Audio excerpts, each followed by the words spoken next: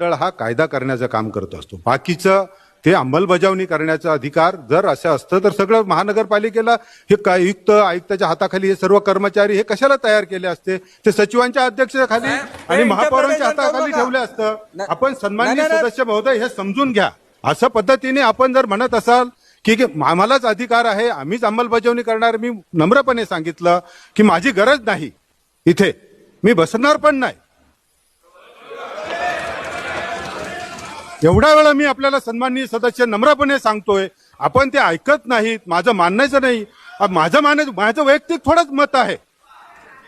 आपण थोडं ही जी भूमिका आपण जी ठेवली, मला वाटतं की याच्यामध्ये कुठेतरी आपण बदल केले पाहिजेत. ऐकतो महोदय, तुम्ही इथं बसावा का ना बसावा तुमचा वैयक्तिक विषय. तुम्ही नसाल नाही नाही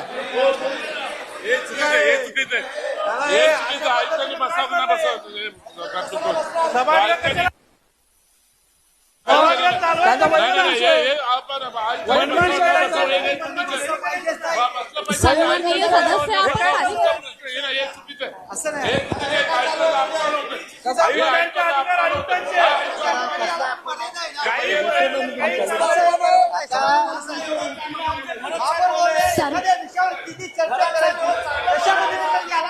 सन्माननीय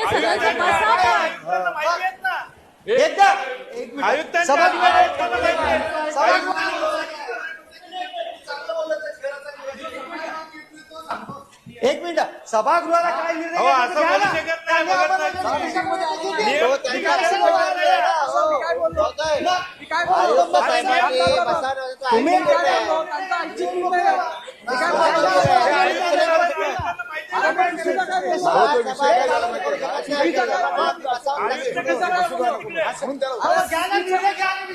चुकीचा काय बोललो मी?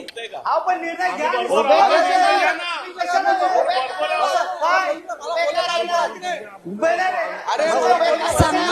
सन्माननीय सदस्यांना विनंती, आपण बसा.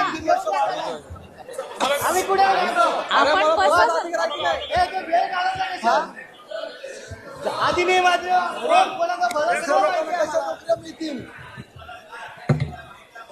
बघा, बोलण्याचा अधिकार ऐक नाही माझा. अधिकार नाही ना काही बोलायचं. सन्माननीय सदस्य, कोणी बोलताना मध्ये आपण बोलू नका, त्यांचं ऐकून घ्या, नंतर आपण आयुक्त आपलं मत साहेबांनी मांडा. बसावं की आयुक्त साहेबांचा प्रतिनिधी या ठिकाणी बसावं, तो त्यांचा अधिकार आहे.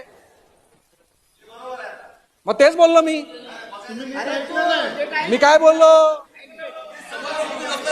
इथे बसायचं की नाही बसायचं त्यांचा वैयक्तिक अधिकार आहे.